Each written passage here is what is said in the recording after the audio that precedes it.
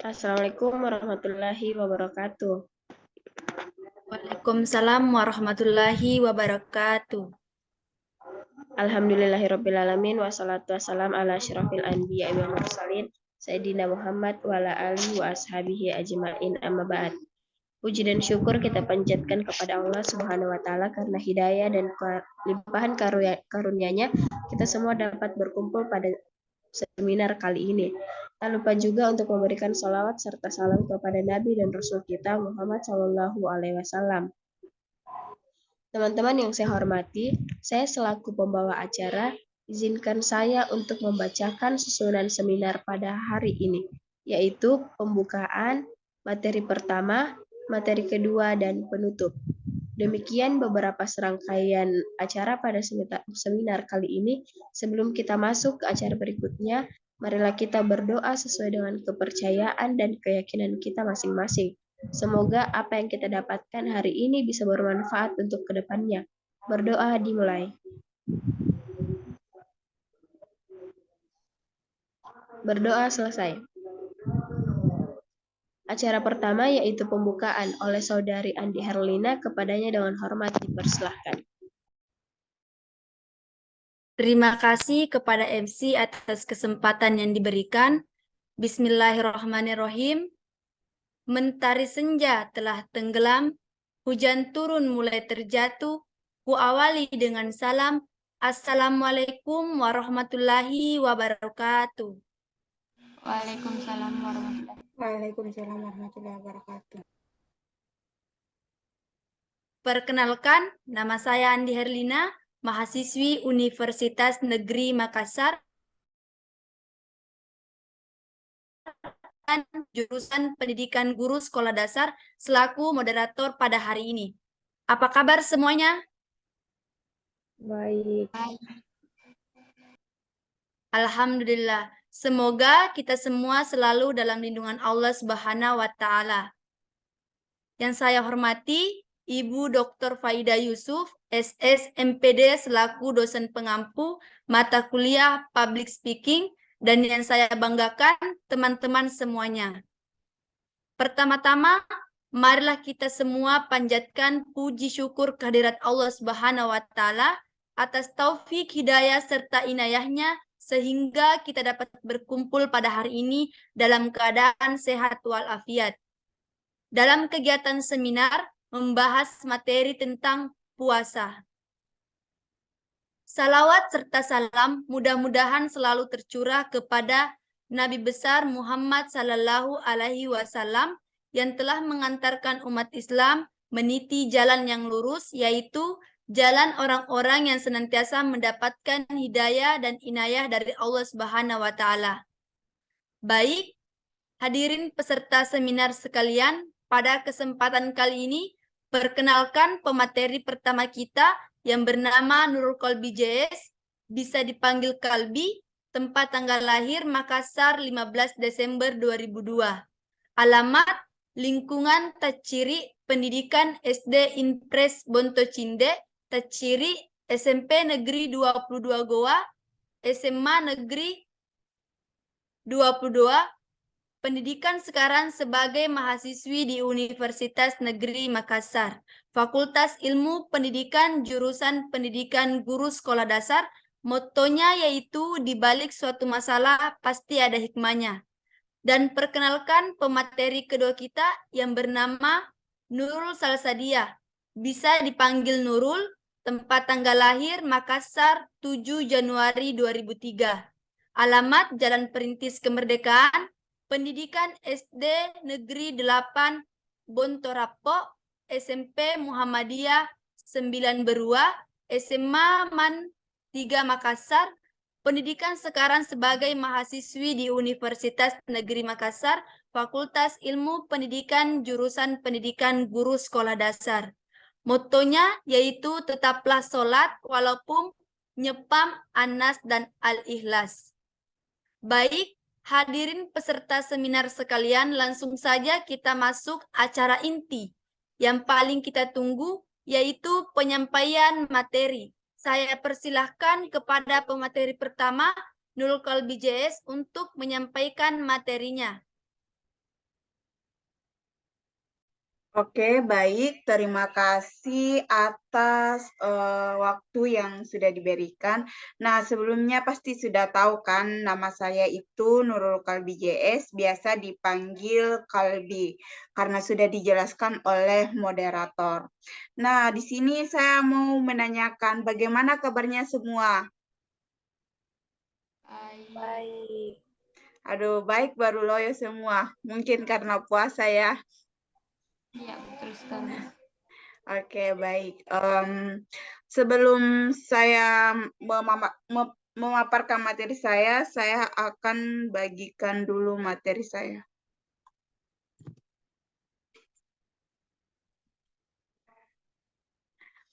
Oke, baik. Sudah muncul materinya? Ya, sudah. Oke, baik. Jadi di sini saya akan membawakan materi tentang hikmah puasa Ramadan.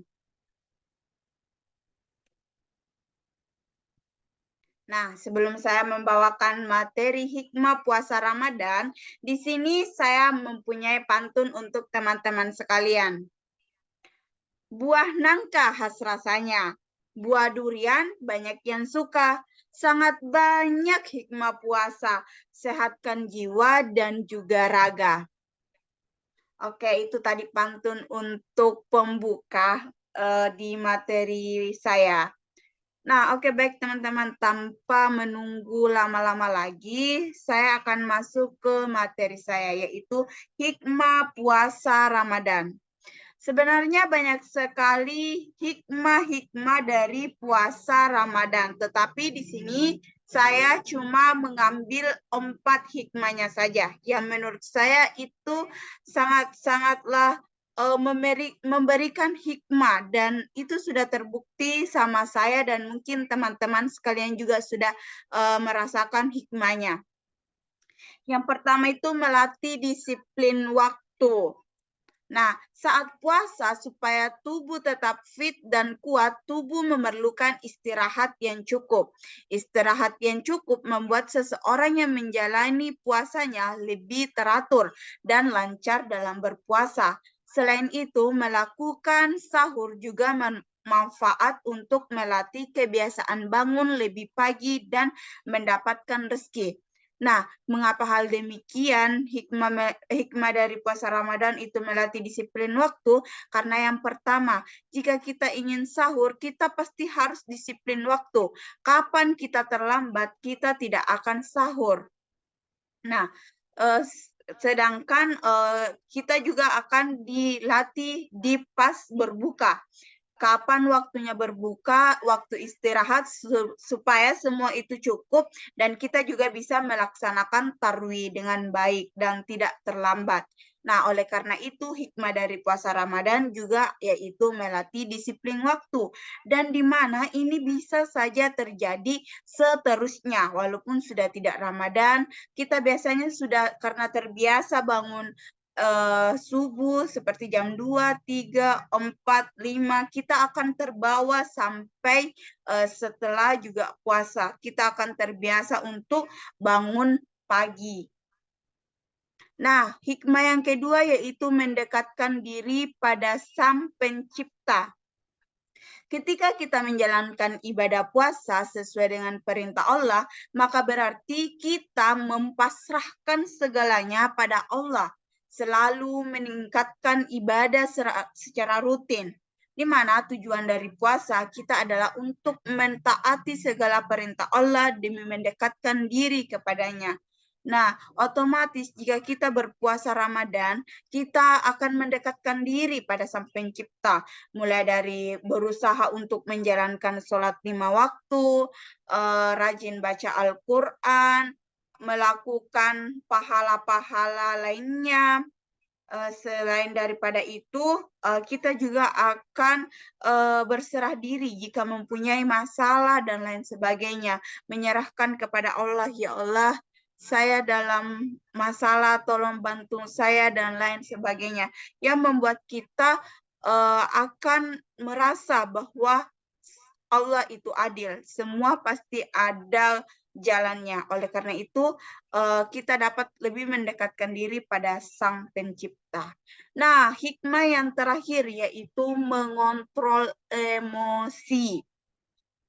Nah, teman-teman perlu tahu bahwa puasa itu bukan hanya menahan makan dan minum, melainkan emosi atau marah adalah salah satu hal yang bisa membatalkan ibadah puasa kita. Oleh karena itu, saat kita menjalankan puasa Ramadan, kita itu diwajibkan untuk bisa mengontrol emosi kita. Terlebih, kita diwajibkan untuk bisa selalu berbuat sabar apapun yang terjadi. Seperti ada yang membuat kita emosi, kita itu harus menahannya dan mengingat bahwa saya ini sedang puasa. Saya tidak boleh emosi, tidak boleh marah, atau mengeluarkan hal-hal yang tidak baik didengar. Nah, hal ini sesuai dengan hadis riwayat Al-Bukhari dan Muslim, yaitu di mana jika salah seorang dari kalian sedang berpuasa, maka janganlah berkata-kata kotor dan jangan pula bertindak bodoh. Jika ada seseorang yang mencelanya atau menggunakannya, hendaklah mengucapkan, sesungguhnya aku sedang berpuasa. Jadi di hikmah dari bulan puasa Ramadan itu sebenarnya sangat banyak sekali, tetapi di sini saya cuma mengambil 3 saja yang menurut saya itu akan memberi dampak positif pada diri kita sampai setelah puasa dan mungkin sampai seterusnya. Oke, itu tadi materi dari saya. Semoga bisa bermanfaat bagi teman-teman sekalian. Dan semoga puasanya semua lancar sampai Lebaran. Tidak ada yang bolong atau tidak dikerjakan. Walaupun sakit, ya setidaknya melakukan pahala-pahala lainnya. Sekian, saya kembalikan ke moderator. Baik, terima kasih kepada pemateri pertama, Nurul Kalbi JS. Selanjutnya, marilah kita simak materi kedua, yaitu Nurul Salsadia. Kepada beliau dipersilahkan. Nah, terima kasih kepada rekan saya sebagai pemateri pertama, Nurul Kalbi. Saya Nurul Salsadia sebagai pemateri kedua akan membawakan materi mengenai amalan berpuasa. Nah, berbicara mengenai amalan berpuasa, tentu saja banyak sekali amalan-amalan yang bisa dilakukan pada bulan suci ini, bulan yang penuh berkah, dan kebaikan-kebaikan tersebut akan dilipat gandakan. Tetapi ada satu amalan yang diistimewakan, yaitu amalan berpuasa. Mengapa bisa diistimewakan? Karena Allah sendiri yang berfirman, yang artinya kecuali amalan puasa tersebut adalah untukku, aku sendiri yang akan membalasnya, disebabkan dia telah meninggalkan syahwat dan makanan karenaku. Bagi orang yang berpuasa akan mendapatkan 2 kebahagiaan, yaitu kebahagiaan ketika dia berbuka dan kebahagiaan ketika berjumpa dengan Rabb-Nya. Dan sungguh bau mulut orang yang berpuasa lebih harum di sisi Allah daripada bau minyak kasturi. Nah, sebelum bertanya-tanya kenapa Allah bisa menyandarkan amalan puasa untuknya, yaitu karena di dalam puasa seseorang meninggalkan berbagai kesenangan dan berbagai syahwat, seperti ia meninggalkan makan, minum, dan perbuatan-perbuatan yang dilarang oleh Allah. Dan ia meninggalkan hal tersebut karena Allah semata, padahal tidak ada yang memperhatikan apa yang dia lakukan tersebut selain Allah. Maka ini menunjukkan benarnya iman orang yang melakukan semacam ini. Itulah yang dikatakan oleh Ibnu Rajab, inilah yang menunjukkan benarnya iman tersebut. Nah, yang kedua yaitu kebahagiaan ketika dia berbuka dan kebahagiaan ketika berjumpa dengan Rabb-Nya. Kebahagiaan yang pertama yaitu ketika seseorang berbuka puasa, jiwanya begitu ingin mendapat mendapat hiburan dari hal-hal yang dia rasakan tidak menyenangkan ketika berpuasa, yaitu jiwa sangat senang menjumpai makanan dan minuman. Dan kebahagiaan yang kedua yaitu ketika seorang hamba berjumpa dengan Rabb-nya, yaitu dia akan dijumpai pahala amalan puasa yang dia lakukan tersimpan di sisi Allah. Itulah ganjaran besar yang sangat dibutuhkan. Nah, dan yang terakhir yaitu bau mulut untuk orang yang berpuasa. Untuk orang berpuasa lebih harum di sisi Allah daripada bau minyak kasturi. Nah, seperti yang kita ketahui bahwa bau mulut orang yang berpuasa apalagi di siang hari sungguh tidak mengenakan. Namun bau mulut seperti ini adalah bau yang menyenangkan di sisi Allah karena bau ini dihasilkan dari amalan ketaatan dan karena mengharap ridho Allah. Puasa adalah rahasia antara seorang hamba dengan Allah di dunia. Ketika di akhirat, Allah pun menampakkan amalan puasa ini sehingga makhluk pun tahu bahwa dia adalah orang yang gemar berpuasa. Allah memberitahukan amalan puasa yang dia lakukan di hadapan manusia lainnya karena dulu di dunia dia berusaha keras menyembunyikan amalan tersebut dari orang lain. Oleh karena itu, Allah pun membalasnya dengan memberikan bau harum pada mulutnya yang menyenangkan seluruh makhluk walaupun bau tersebut tidak terasa enak di sisi makhluk ketika di dunia. Inilah yang akan diraih oleh seorang hamba yang melaksanakan amalan puasa yang wajib di bulan Ramadan maupun amalan puasa yang sunnah dengan dilandasi keikhlasan dan selalu mengharap ridho Allah. Semoga Allah terus menguatkan kita untuk menjalani ibadah puasa dengan penuh ikhlas dan ittiba. Baik, itulah pemaparan materi kedua. Saya kembalikan ke moderator. Nah, baik. Terima kasih kepada pemateri kedua, Nurul Salasadia. Hadirin yang kami hormati, demikianlah pemaparan materi yang telah dibawakan oleh kedua pemateri hari ini. Baik, selanjutnya saya persilahkan kepada Saudari Mutiara Ayu Aprilia S. untuk menutup kegiatan seminar pada hari ini. Baik, terima kasih atas kesempatan yang telah diberikan. Kita telah sampai di akhir acara. Dalam sebuah hadis riwayat Bukhari dan Muslim, di mana Rasulullah Shallallahu Alaihi Wasallam bersabda, barang siapa melakukan puasa Ramadan dengan iman dan harapan pahala dari Allah Subhanahu Wa Taala, maka akan diampuni dosa-dosanya yang telah lalu. Dalam hadis ini terlihat betapa pentingnya beribadah dengan niat yang tulus dan penuh harapan agar mendapatkan pahala dari Allah Subhanahu Wa Taala.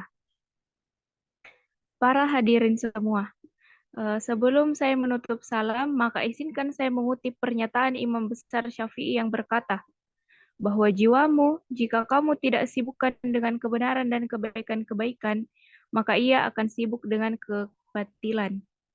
Semoga apa yang disampaikan tadi dapat memberi manfaat dan kebaikan bagi kita semua. Tentunya, kesempurnaan hanya milik Allah Subhanahu wa Ta'ala semata. Karena itu, saya memohon maaf atas ucapan dan tindakan yang tidak mengenakan bagi para pendengar. Wallahul muwaffiq ila aqwamit thariq. Wassalamualaikum warahmatullahi wabarakatuh. Waalaikumsalam warahmatullahi wabarakatuh.